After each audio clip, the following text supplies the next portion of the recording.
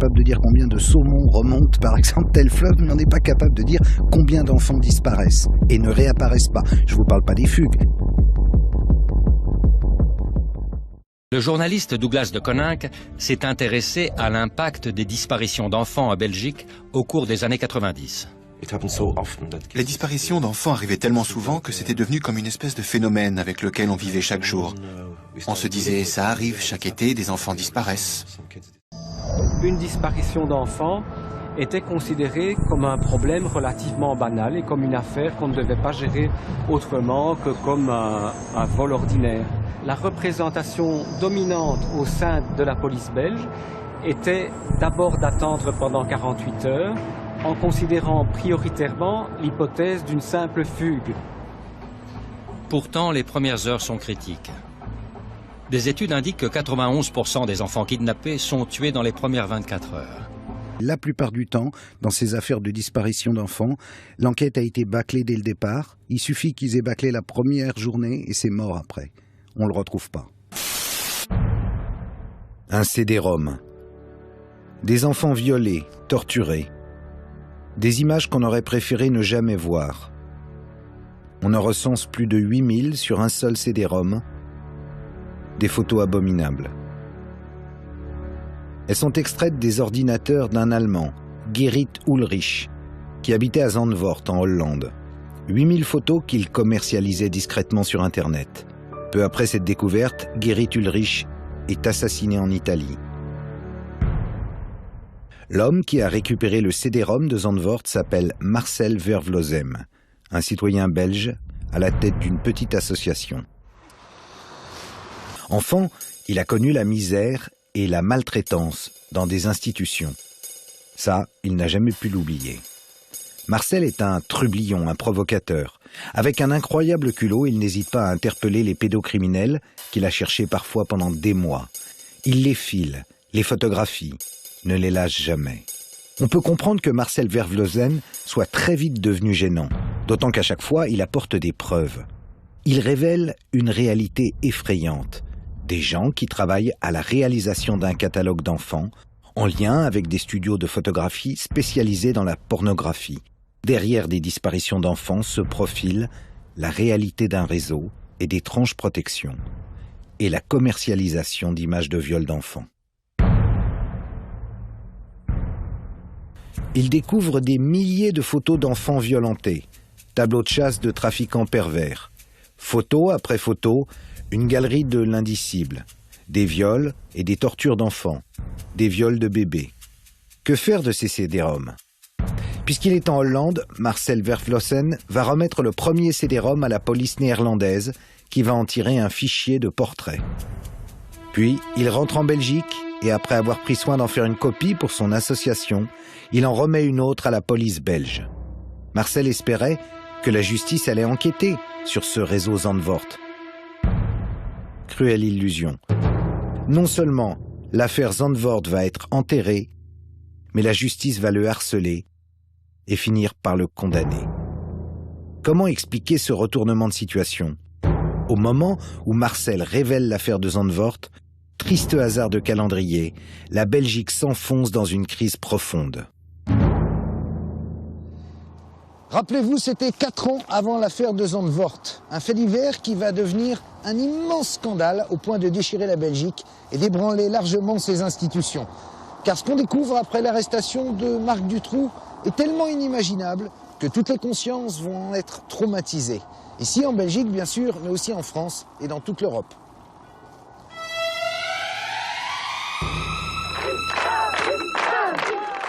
On m'avait manqué. Sabine et Laetitia sortent de l'enfer, d'une geôle aménagée par Marc Dutroux, dans le sous-sol de son domicile où elles ont été séquestrées et violées. Souvenez-vous, août 1996, 2 jeunes filles séquestrées, Sabine et Laetitia, sont libérées sur les indications de Marc Dutroux. Arrêté, ce criminel avoue le meurtre de 2 autres fillettes, Julie et Mélissa, kidnappées le 24 juin 1995. Leurs corps sont déterrés en septembre dans une propriété de Marc Dutroux. Des perquisitions s'ensuivent. 400 cassettes vidéo sont saisies. elles ne seront pas exploitées au cours de l'enquête. En septembre, on déterre les ossements d'Anne et Effié, 2 autres victimes. L'émotion fait place à l'horreur lorsqu'il apparaît au cours de l'instruction confiée au juge Conrot que la gendarmerie disposait depuis longtemps de très nombreux éléments pour arrêter Marc Dutroux.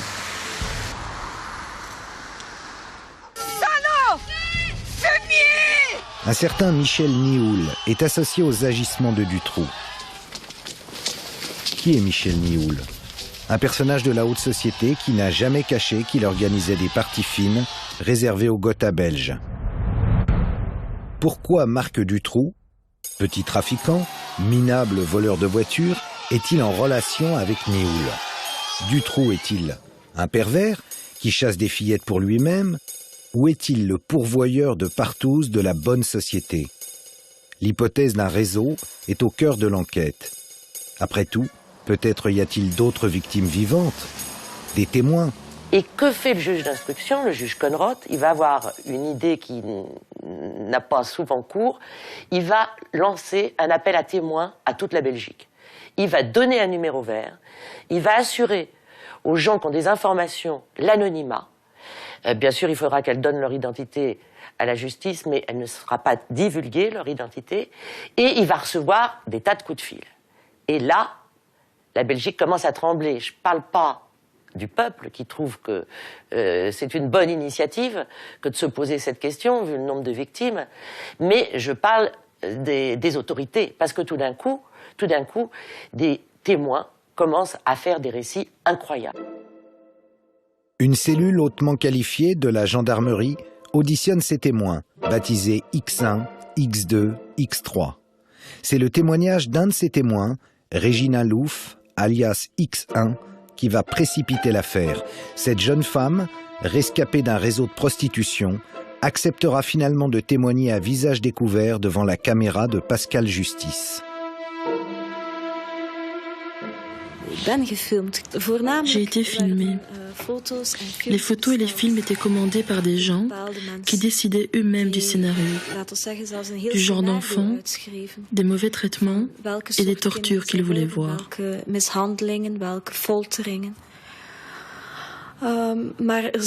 il y avait également des photos et des films commerciaux qui devaient simplement être distribués dans un réseau de pédophiles beaucoup plus conventionnel.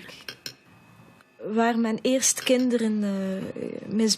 début, il y avait des enfants amenés par leur famille, qui étaient préparés à être abusés. Ensuite, on est passé à des enfants kidnappés dans la rue. Ils étaient terrorisés et les abuseurs aimaient ça. Prendre des enfants dans la rue représentait un risque énorme, mais ça rendait le jeu encore plus excitant. Les témoins X font peur. Régina Louf est diffamée, discréditée. L'équipe de gendarmes concernée est mise au placard. L'opinion publique se hérisse. Alors il faut coûte que coûte stopper le juge Conrot. Le premier prétexte fera l'affaire. Justement, le juge est photographié lors d'un dîner de soutien aux victimes de Dutroux. Le juge Conrot est dessaisi, au motif qu'il ne serait pas impartial. Bonjour, la Cour de cassation vient de trancher. Elle ordonne le dessaisissement du juge Conrot, mais c'est important. Le peuple belge en colère descend dans la rue pour protester contre l'éviction du juge Conrot, qu'il considère comme le héros qui a libéré Sabine et Laetitia, le seul qui ose s'attaquer aux puissants. Le 30 octobre 1996, 350 000 personnes, selon la police, défilent silencieusement dans les rues de Bruxelles. Du jamais vu. Une marche blanche canalisant une colère dans la dignité. Puis, les mois passent. L'affaire Dutroux va être réécrite par un nouveau juge d'instruction, le juge Langlois. Dutroux devient un prédateur solitaire. Les réseaux n'existent pas. Encore faut-il convaincre l'opinion publique. Alors que la presse s'était engouffrée dans l'idée que peut-être derrière il y avait des réseaux, tout d'un coup, la majorité de la presse va se retourner pour dire que non, Dutroux, c'est un pervers solitaire. Il va y avoir deux clans deux clans dans ce pays, ceux qui vont croire au réseau, qu'on va appeler les comploteurs, et puis ceux qui n'y croient pas. Et on les appelle les croyants et les non-croyants. En Belgique, après 1996, qu'on se le dise, il n'y a plus de réseau. Et c'est malheureusement dans cette période que Marcel Vervlossen révèle l'existence du CD-ROM de Zandvoort. Le plus mauvais moment au mauvais endroit. Le dossier Zandvoort est enterré en Belgique, mais voilà qu'il réapparaît en France. Le 24 février 2000, l'Humanité fait sa une sur le dossier de la honte et publie ses révélations. C'est alors qu'une pigiste propose au Figaro de reprendre l'enquête. Pour Laurence Beneux, l'affaire de pédocriminalité est indiscutable. Les photos existent, elle aussi les a vues. Les 6 et 7 avril 2000, le Figaro fait sa une sur le problème que posent les réseaux pédocriminels et lui consacre 2 pages. Une petite fille qui avait une lèvre explosée. On voyait, elle avait le visage qui avait été massacré, ça se voyait. C'est-à-dire, elle saignait, elle pleurait. Et c'était le côté incroyablement malsain d'avoir gardé cette image. Ça montrait, il y a des gens, là où on voyait qu'il y a des gens qui prennent plaisir, en fait, à voir la souffrance d'enfants. Là, on parle même plus seulement de perversion sexuelle, on parle d'une perversion sadique. Les mineurs ont été photographiés la plupart du temps avec non seulement leur accord, mais l'accord de leurs parents. Et certaines des photos sont en plus des matériaux très anciens, puisque nous savons déjà que certaines photos remontent aux années 70 ou 80. Et il faut aussi minimiser, en tout cas en France, la portée de cette affaire, dans la mesure où de nombreux enfants qui sont présentés ici ne sont pas des enfants français. Le chef du parquet des mineurs qui explique aux 20h qu'il faut minimiser l'affaire. On en reste sans voix. Le plus incroyable, c'est que le CD-ROM sans lequel, soi-disant, on ne pouvait pas enquêter, la justice le détenait 1 an avant que la presse n'en révèle son existence. Marcel Vervlossen avait envoyé en recommandé le CD-ROM au président de la République, Jacques Chirac. Et Jacques Chirac, très logiquement, normalement, il avait renvoyé le CD-ROM, il l'avait fait suivre place Vendôme à la Chancellerie. Et c'était en 99, 1 an avant que je sorte mon enquête. Donc la justice française est parfaitement au courant de l'existence du CD-ROM, le possède et s'est assis dessus et n'en a rien fait. Voilà, et tout le monde fait semblant de découvrir. La justice a pourtant les moyens d'enquêter. Les journalistes ont remis, outre le CD-ROM, des agendas, des listings d'adresses liés au réseau de Gerrit Ulrich. On y trouve des dizaines de contacts personnels, des références bancaires, des comptes joints en France, en Hollande, en Belgique, dans de nombreux pays de l'Est, en Grande-Bretagne, aux États-Unis et même à la Banque mondiale.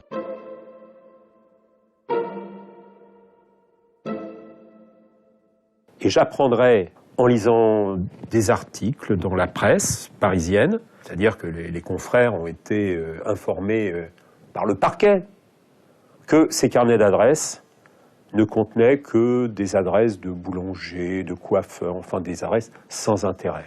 Sans intérêt pour la justice. Qu'elle nous explique qu'elle n'a pas les moyens de remonter ses pistes, ce serait préoccupant mais crédible. Mais affirmer que ces documents sont sans intérêt confine à la désinformation.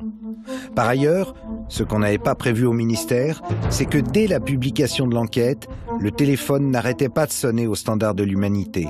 Les journalistes ont reçu des centaines de personnes qui souhaitaient venir consulter le fichier.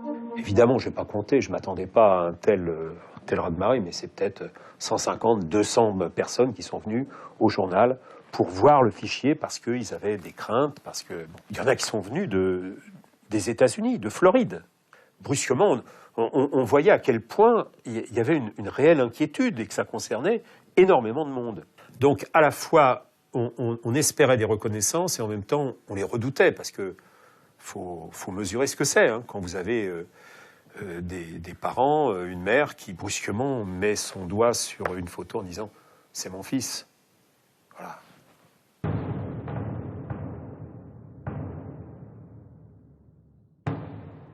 Alors que fait la justice ? La consultation du fichier est finalement autorisée dans les gendarmeries. Oh, pas pour longtemps. Quelques semaines seulement.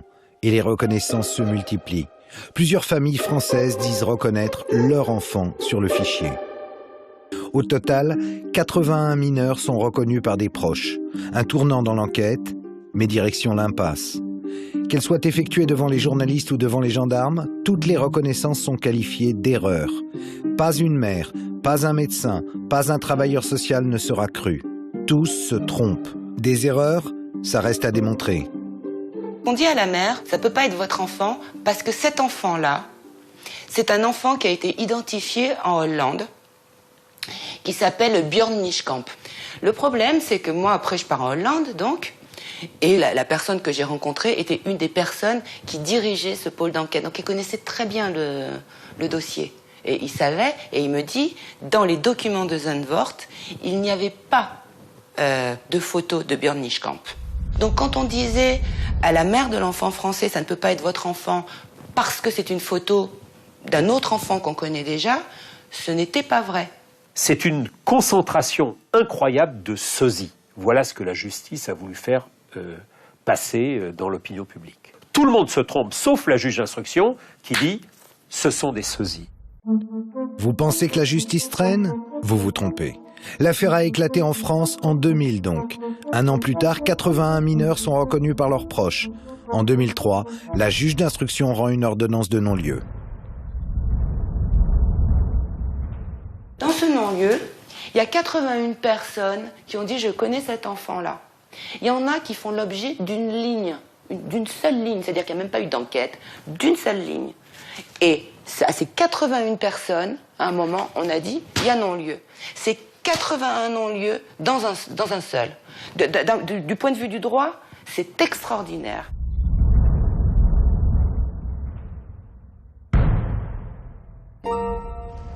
Au fond, la justice a rejeté tout ce qui leur a obligé à pousser l'enquête.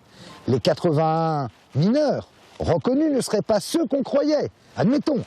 Mais s'il y a une erreur sur la personne, alors dans ce cas-là, il n'empêche que derrière chaque photo se trouve bien un enfant réel. Et on en revient à la question qu'on se pose depuis le départ, depuis le début de l'enquête.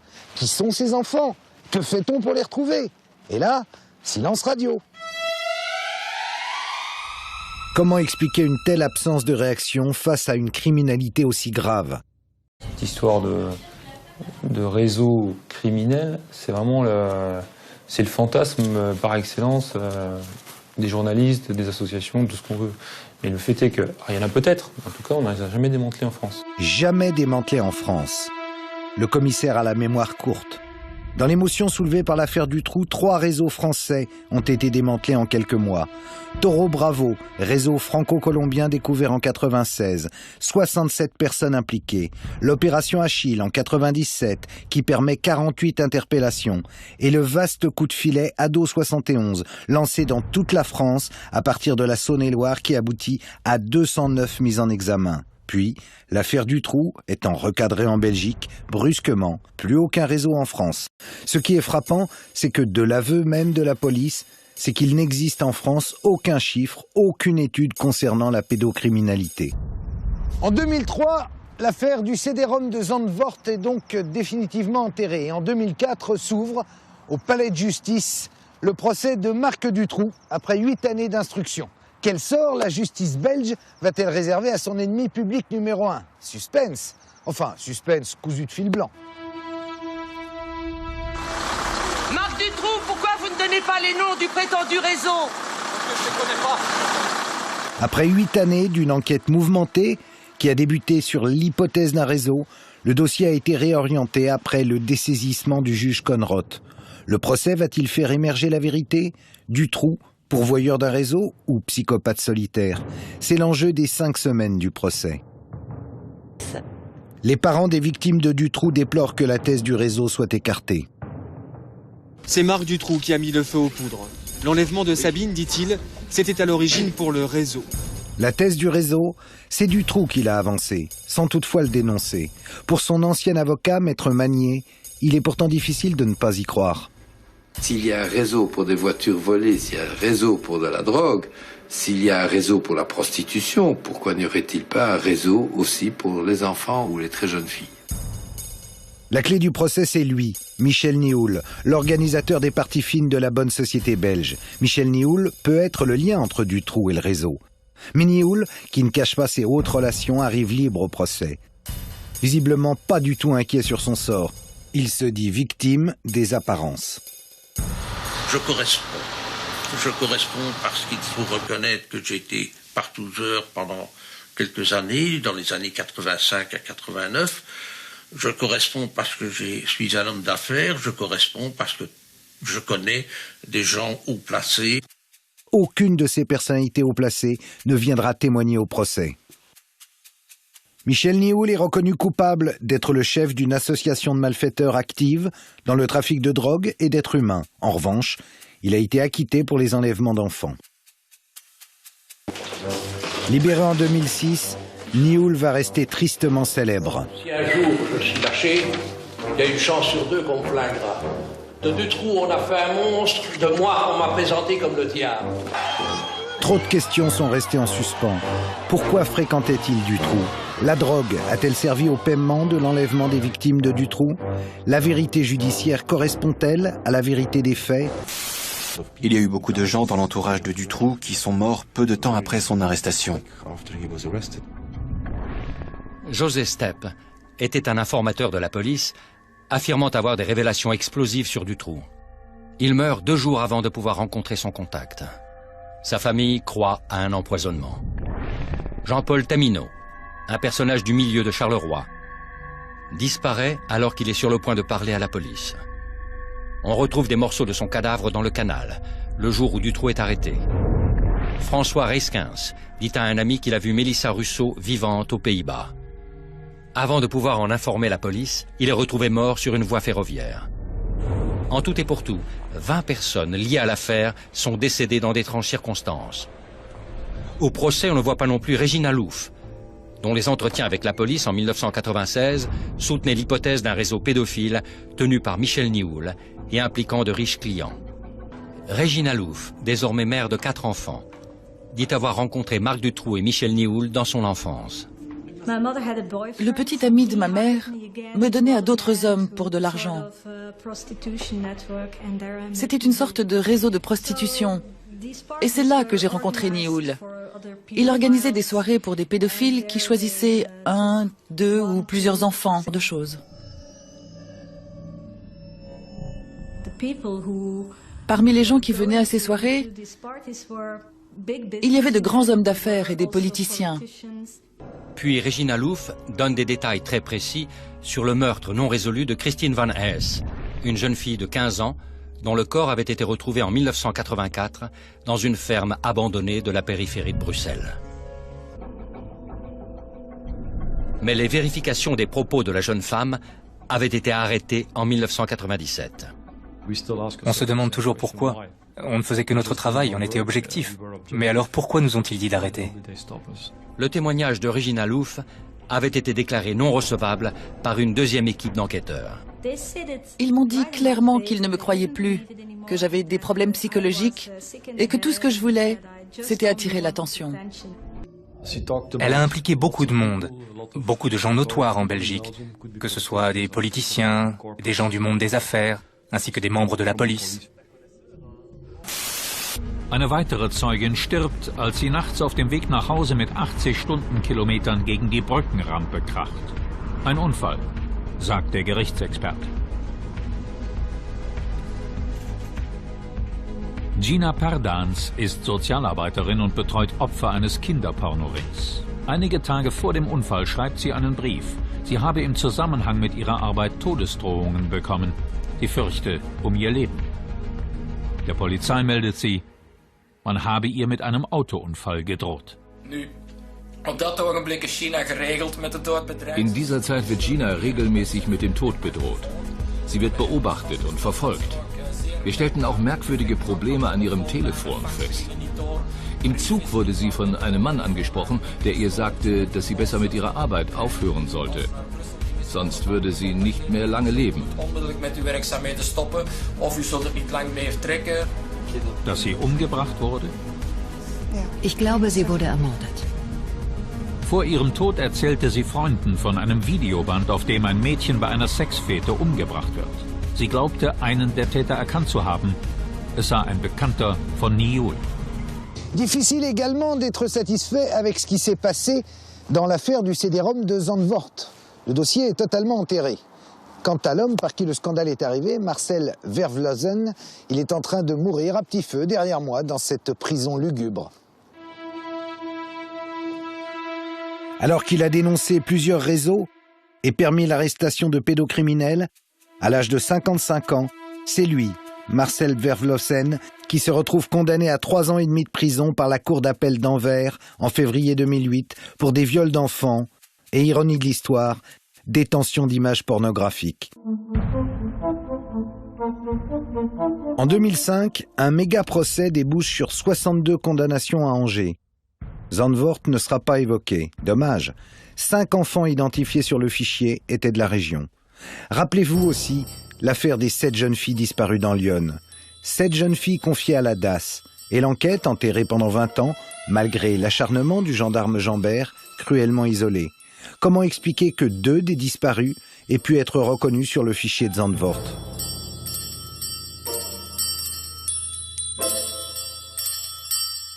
Encore une fois, comme toujours, l'enquête est orientée vers un seul suspect, Émile Louis, un chauffeur de car qui connaissait les victimes. Émile Louis avoue, puis se rétracte. Mais un faisceau d'indices l'accable. Si les photos des 2 disparus apparaissent sur le fichier de la police hollandaise, la thèse du pervers solitaire est sacrément fragilisée. La piste de Zandvoort, écartée. Prédateur solitaire. Émile Louis est jugé et définitivement condamné. Comme Dutroux. Dommage qu'on n'ait pas posé la question. Si Émile Louis n'a jamais été un accro de l'Internet, comment expliquer que 2 des disparus se retrouvent identifiés sur le CD-ROM de Zandvoort ? Que ce soit en France ou en Belgique, on constate dans ce type de dossier toujours les mêmes refus d'enquêter, toujours les mêmes blocages, des lenteurs et finalement le même type de dysfonctionnement. C'est quand même curieux. Que reste-t-il finalement de l'enquête de Zandvoort ? Un non-lieu global, des parents qui se sont tous trompés en reconnaissant leurs gamins et une concentration extraordinaire de sosies. Finalement, dans cette affaire, le seul condamné, ça sera Marcel Vervlosen. Un bilan qui ne permet pas d'être vraiment satisfait de la justice et qui peut même, on comprend, susciter beaucoup de colère. Parce que dans ce dossier Zandvoort, comme dans d'autres, les grands oubliés, ce sont toujours les petites victimes, les enfants. Quand on regarde les milliers d'images du CD-ROM, on se surprend à penser que le phénomène pédocriminel est profondément sous-estimé, alors qu'il pose, il faut le dire, un véritable problème de santé publique.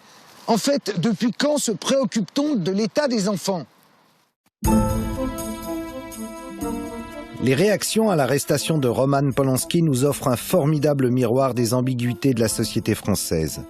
Le viol d'une fillette, une simple affaire de mœurs, vieille de 30 ans.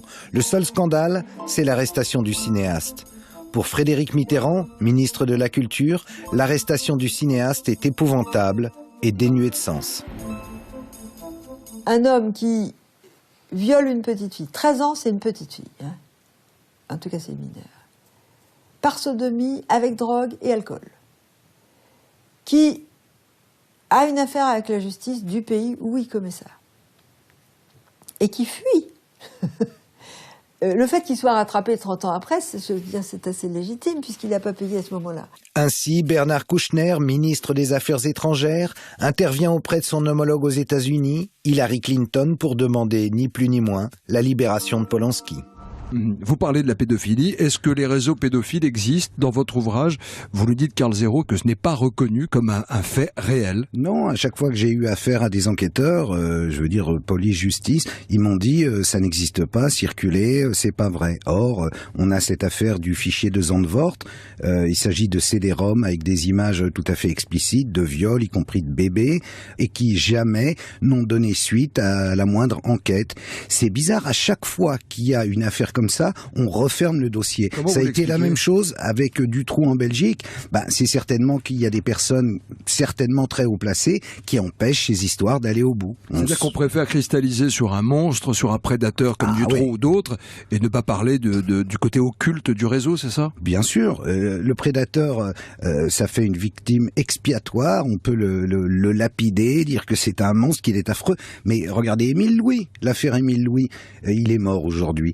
Ce chauffeur de car, c'était soi-disant uniquement pour son plaisir personnel qu'il enlevait les jeunes personnes handicapées mentales qui transportait dans son bus. Évidemment que non.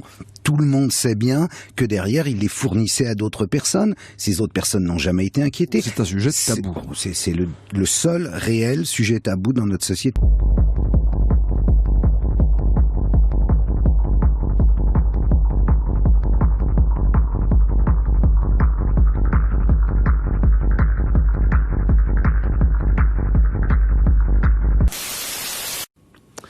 Voici maintenant un dossier terrible sur lequel Alain Amar et son équipe travaillent depuis plusieurs semaines. Les accusations qui sont portées dans son enquête par une jeune femme mineure à l'époque des faits sont extrêmement graves. On a même peine à les croire pour certaines d'entre elles, mais c'est sa parole. Les noms qu'elle cite ont été recouverts d'un bip pour ne pas atteindre à la présomption d'innocence. Véronique a 20 ans. Depuis l'âge de 5 ans, elle a vécu l'enfer. Violée, prostituée par ses parents qu'elle a dénoncés et qui attendent de comparaître devant la cour d'assises, elle est parvenue à échapper à ceux qu'elle désigne comme ses bourreaux. Son histoire n'est pas ordinaire et peut même paraître inventée. Toutefois, s'il est légitime de douter, ce que nous a dit et répété spontanément cette jeune femme a de quoi révolter. En particulier, lorsqu'elle affirme, malgré les menaces qui pèsent, dit-elle, sur elle, avoir fréquenté une secte satanique, les martinistes, avoir subi des tortures et torturé elle-même. On se fait battre, on se fait mettre des objets dans les orifices, on se fait... Il y a des fois des sacrifices d'enfants pour rendre grâce à Satan. Il y a beaucoup de choses comme ça. On tue un animal, on nous verse le sang sur la tête et le reste dans une coupole qu'on met sur l'autel. Donc en fait, vos parents, comme tous les parents de ces enfants dont vous nous parlez, vendaient leurs enfants. Exactement, puisque ça rapporte un certain pourcentage d'argent, puisqu'un enfant qui a moins de 8 ans vaut 22 000 francs. D'où viennent-ils, ces enfants? Les enfants qui sont sacrifiés ne sont pas déclarés ou sont des enfants étrangers. Notamment quand j'étais sur Agen, c'était des enfants, c'était des petits Africains, ils étaient noirs. Sur Jalais, j'en ai vu aussi, sur Nanterre aussi, mais c'était des petits blancs, des Français, mais c'est des enfants nés de viol. Des enfants nés de viol? Oui, qui n'avaient pas été déclarés, des accouchements et qui ont été faits chez les parents, dans des conditions abominables. Et donc, dans la mesure où ils n'étaient pas déclarés, ils étaient sacrifiés? Voilà. Non seulement vous faisiez partie donc de la secte, mais vous avez participé à ce rituel? Oui. En 94, j'ai dû sacrifier sous la menace d'une arme avec 2 de mes amis à Jalais un enfant. Et on a dû toutes les 3 l'assassiner, quoi. Sous la menace d'une arme, si on ne le faisait pas, on serait fait encore plus. Il l'aurait fait avec plus de violence et il nous aurait fait encore plus mal. Donc, on était obligés de le faire, quoi. Et qui vous menaçait d'une arme? Celui qui dirige la gendarmerie. Et ces cadavres, qu'est-ce qu'ils en font après? Celui qui m'a le plus marqué, puisque c'est celui auquel j'ai participé. Ils l'ont emmené dans une cave qui était à Cholet, transporté dans un sac noir à poubelle noire avec une croix blanche renversée. Et ils avaient un gros bidon, ils ont mis quelque chose, je sais pas si c'était de l'essence ou de l'acide ou quelque chose comme ça. Mais moi et Sophie et Cécile, on s'est tous sauvés. Toutes les 3, on s'est sauvés. Donc en fait, ils brûlent les cadavres? Ils doivent les brûler, oui. Vous pensez que tout ça, c'est une sorte de réseau, des gens qui se tiennent un petit peu pour ne pas tomber, quoi? Voilà, et puis c'est pour se protéger aussi. Parce qu'étant donné quand même qu'il y a des hommes de loi qui sont dedans, c'est vrai que ça ferait quand même un drôle de tapage si on apprenait qu'il y avait des juges et tout ça qui faisaient partie de ces réseaux-là. Mais vous en avez vu, vous, personnellement? J'ai vu un email de monsieur. Moi, je ne savais pas qui c'était. C'était pour un transfert de fonds. Un transfert de fonds. Et vous pensez que ces gens-là font partie des sectes elles-mêmes? La secte satanique dont vous parlez ou... Ils les couvrent. Je ne dirais pas forcément qu'ils en font partie, mais ils les couvrent, ça c'est sûr. Si vous voulez Jean-Claude Dissès est l'avocat de Véronique à Agen, ville où elle fut transférée du Maine-et-Loire vers un foyer fréquenté par des pédophiles. D'abord sceptique sur les accusations de sa cliente, il est aujourd'hui convaincu qu'elle dit la vérité. Je la crois lorsqu'elle dit qu'elle a été violée dans sa famille. Je la crois lorsqu'elle dit qu'elle a été prostituée par certains membres de sa famille. Je la crois lorsqu'elle explique que cette prostitution est forcément et nécessairement passée par de nombreuses personnes adultes qui sont venues abuser d'elle pour de l'argent. Je la crois lorsqu'elle dit en même temps qu'elle était photographiée pendant ces scènes. Et je la crois d'autant plus que nous retrouvons apparemment, c'est le point qu'il faut vérifier, ces photos sur un CD-ROM à Amsterdam. Donc c'est bien elle qu'elle a reconnu, elle a dit ça c'est moi. Voilà, c'est ça, hein. C'est tout à fait ça. Elle dit c'est moi. Elle le dit devant un inspecteur de police et en même temps qu'elle s'identifie, elle identifie 5 de ses copains et copines d'enfance. Ça signifie que si ce point s'avère exact, il faut nécessairement que ces enfants aient été soumis à des scènes pornographiques, que ces scènes aient été filmées et que ces photos aient été envoyées à Amsterdam pour atterrir sur un CD-ROM pédophile qui a été saisi par la police hollandaise dans le cadre de procédures en Hollande. Et donc ça nécessite forcément qu'il y ait une organisation qui prend des photos, qui les diffuse, et donc ça veut dire qu'il y a une organisation et qu'il y a un réseau. Véronique nous a conduits devant l'un des nombreux lieux où se passaient, selon elle, le 21 de chaque mois, des cérémonies sataniques. Alors c'est ici que je suis venue plusieurs fois. Notamment, je me rappelle bien d'une fois en 94, où je me suis retrouvée à un rituel satanique où il y a eu un meurtre d'enfant. Et donc on était monté au second. Voilà. Et là, il y a eu viol, on devait être 5 ou 6 enfants. C'était pas une très très grosse réunion. Là, il y avait beaucoup de gens, notamment des notables, mais que je ne connais pas forcément leur prénom. Voilà. Et vous-même, vous avez subi... Oui, j'étais là et j'ai subi. Il y avait mon père. Ma mère n'était pas là cette fois-ci. Son incroyable mémoire permet aussi à Véronique de se souvenir d'un coup de téléphone où elle entend parler de la petite Marion Wagon, disparue le 14 novembre 1996. J'étais chez une des pédophiles. Et donc là, le téléphone a sonné, elle s'est mise à hurler. Elle était à l'étage, moi j'étais dans sa chambre en bas. J'ai donc décroché le téléphone qui se trouvait dans sa chambre. Et j'ai entendu un homme que je connais, Walter, qui réclamait plus d'argent, sinon il allait tout dénoncer à la police, en disant, il disait lui-même, de toute façon c'est pas moi, j'irai pas en prison, c'est pas moi qui l'ai tué, moi j'ai fait que de l'héberger sous vos ordres, et que 6 jours. Et maintenant je veux l'argent, et moi j'irai pas en prison. Et là j'ai entendu Jean-Marc qui a dit comme ça, de toute façon là où sont enterrés les Maccabées, ils sont pas prêts de les retrouver. Et vous savez où ils sont enterrés, vous ? Je pense qu'ils sont enterrés à Grand-Surlotte dans l'arrière-cour. Le cadavre de Marion serait éventuellement là. Je pense, oui. Des fouilles auraient été effectuées récemment, en vain. Véronique aurait-elle affabulé ? En tout cas, sa déclaration laisse incrédule le père de la disparue. Quand on parlait de secte, oui. Vous n'y avez jamais pensé, vous ? Bien sûr que si. On a reçu des tas de courriers, des centaines et des centaines de lettres. Comment se fait-il que 5 enfants violés à Angers, on retrouve leurs photos à Amsterdam 10 ans après ? Voilà la question.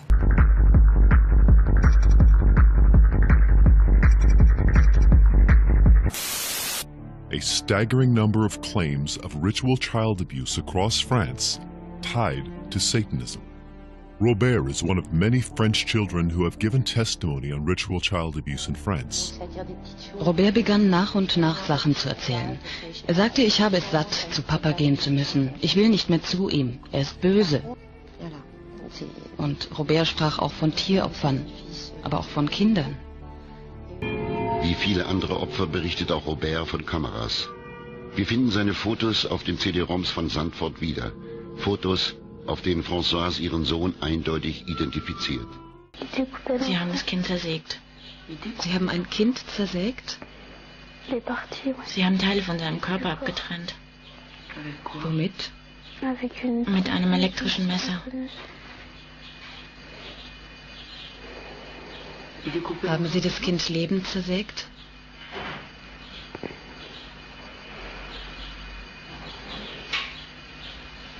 Und dann haben Sie es getötet? Nein, die haben es leiden lassen.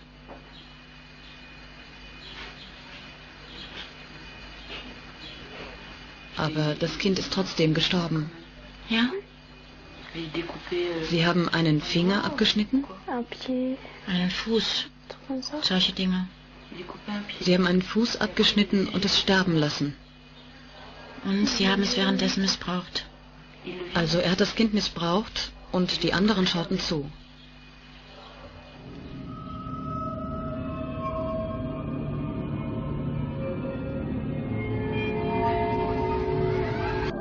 Was glaubst du, was du hättest tun können?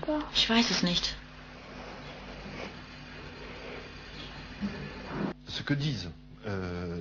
Das, was Deborah und Robert aussagen, die Beschreibung der Morde an den Kindern, im Fall Deborah vor einer Kamera, das ist nichts anderes als das, was man als Snuff-Video bezeichnet.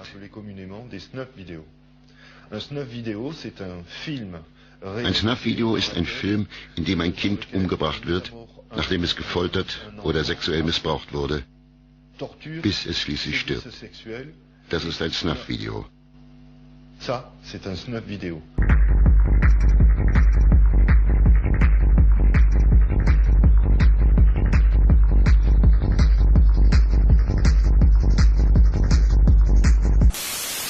Friends of the family and strangers and my family used to rape me. Make me abort the babies I had. It would be hard to imagine more misery and suffering than what Teresa says she's had to endure. Then us kids would be made to do things with the adults and the animals, and then a sacrifice would happen. The sacrifice, were these animal sacrifices? Animals and people. On what scale do you think this was happening? Enormous, far beyond what we've ever heard of here before. Teresa's mother, Bridget. You're talking about mass murder? Yes, on a scale that this country's never heard of before. Like the old people's homes now, For the first time, Teresa is learning what it's like to live with love instead of fear. In this quiet English village, with the help of her mother, she's slowly repairing her broken life. Teresa is now 15, but at the age of 2, she was left in the care of this woman, the grandma she called Nan. And that, she says, is when her torment started. Who was the leader? Who was the boss of the gang, of the cult? At home it was my Nan. Your Nan made you have sex with animals? Yeah. Like goats and donkeys. The story of Teresa is a story almost too horrible to recount. A case of child abuse that goes well beyond the kind of things we normally associate with the abuse of children. In 27 years of reporting, it has to be one of the most painful stories I have ever had to tell. How many men or how many people would have sex with you? What, at one time? Yes.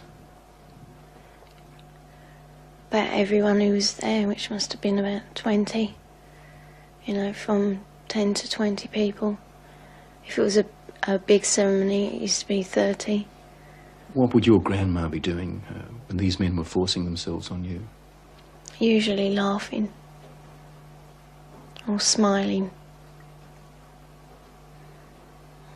Or having sex with another man. Or other men. A chronicle of debauchery and depravity so horrific it's hard to believe. You have to ask yourself, could Teresa be just making it up? No. I know what's true and what's not. No, I know what I saw. Children don't make up elaborate lies that this would have to be if it was a lie. which I know it is not. It isn't. This couldn't be a terrible dream, a nightmare that you're reliving? No. It's no dream. It's a nightmare, but it's not one you can wake up from. It's there all the time. This really happened, you're quite sure of that? Yeah. The police don't think Teresa made up a story. Some of the cult members are to stand trial. 5 men have been charged with rape. As for Nan, the grandmother, she's 61 and lives in this council flat in South London. She's charged on 7 counts of aiding and abetting rape and 2 counts of performing abortions on Teresa. If you're finding this hard to believe, so did I at first. But then there are the medical reports, evidence of sustained sexual abuse. I know what's true and what's not. We also took Teresa's story to this man, therapist Ray Wire. He reads a transcript of our interview and listens to her voice. It's no dream. Few people, if any, in Britain have counselled as many victims of satanic abuse or Satanists themselves as Ray Wire has. If there is an expert on satanic cults, it would have to be him. Do you believe Teresa's story? I believe Teresa's story. It's exactly the same story as I've heard from men who says they've done it. You've dealt with other cases like hers? Yes. 21 cases like hers, he says, in the past 2 years alone. Themes like they were put in boxes with spiders and worms, where they were trapped in fear, where there was a high use of excrement and urine, where there was talk of human sacrifice. Take just one of those rituals, putting children in boxes with spiders and worms. Now, listen to what Teresa told her mother. And they had a coffin-like box that children were put in with spiders and snakes and the lid shut and left in there. I would have come out deranged. I could not have coped with that mentally at all. You have evidence to back up stories like Teresa's, that this is really happening? Well, we have that age of child, 6, 5 and 4, giving information that ties up with Teresa. How do those children know? During these ceremonies, was Satan, the devil, ever referred to? He was called Lucifer. What did they say about the devil, about Lucifer? That killing the people made him happy. Sacrifices to please the devil. According to Teresa, the worst rituals took place at a house somewhere in the country. It was big, you know, expensive. From the front it looked like a castle. You know, it had a long drive and big double wooden doors. Do you think they were rich people then? Very rich.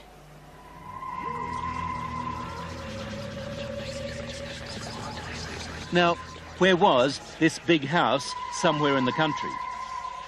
Teresa says she can't take the police there because the Satanists made sure she'd never know how to find it. There was a tramp who was brought in once, you know, and he was killed. He was cut from his throat down to his stomach. And they ate him, or bits of him. They killed a man at a ceremony? Yeah. In front of you? Yeah, in front of all of us. Did the tramp, did this man fight back? No, I think he was, you know, drunk or something. He seemed really dopey. He was laughing a lot when he was brought in. And he started screaming when they began to cut. But after a while, you know, he died. I've seen loads of babies killed there. Just newborn babies, or aborted ones which were only small. You know, 4-year-olds. any age, really. Did they ever say they might kill you? They threatened to kill my little girl, who, when I left, was still at the house. A friend? Huh? What little girl? My little girl, Alex. She's about 4 now. You mean you had a child? Yeah. How old were you when you had that child? 11. Motherhood at the age of 11. Never talked But from what Teresa told her mother, it wasn't the only pregnancy. We think about 7 or 8 times. It's hard to say. It was constantly happening from the time she was capable of being pregnant. What happened to the pregnancies, to the babies? They were aborted by my nan or by one of the doctors at the house. There were doctors there at that house? Yeah, there was 2, I think. Yeah, and a nurse. What would happen to the fetuses, the unborn babies? I used to be taken away most of the time, and one time the baby was taken out of me and then killed in front of me because it was still alive. And then, what would happen? Well, after they killed it, they would eat it. But we were also made to eat it. You were made to eat your own fetus? Yeah. Who made you do this? My nan. You'd think the one person in the world you could leave a little girl with would be Grandma. Someone to give her love and protect her from harm. Yet, when Teresa was left to live with her grandmother, they might as well have handed her to the devil himself. Well, when my first marriage broke up, I took the children with me and couldn't cope. So I gave them to their father, who in turn moved to his mother's. To Nan's place? Yeah. And when he left the Nan's place, he left the children there. How do you feel now towards her grandma and the other people who did all those things to your daughter? They disgust me. They are the worst form of life this earth has had the misfortune to create. Vile. Did you ever try to run away? You must have been frightened. A couple of times I did, but my uncle, he caught me and brought me back. Going to the police? Did that occur to you? No. No. I thought it was normal, you know, even though I didn't like it. You know, I mean, you don't like to eat greens, but you know, somehow I thought it was just her being called to be kind or something like that. She said to me it was something that everybody did, she thought, you know, like you don't like going to school or the dentist, you don't like going to the black masses. It was never any different. I didn't have nothing to compare it to. All part of life, Teresa thought. Even a miscarriage one day at school. Yeah, I asked the teacher if I could go to the toilet, and she allowed me out. I went into the toilet and the baby was in my knickers.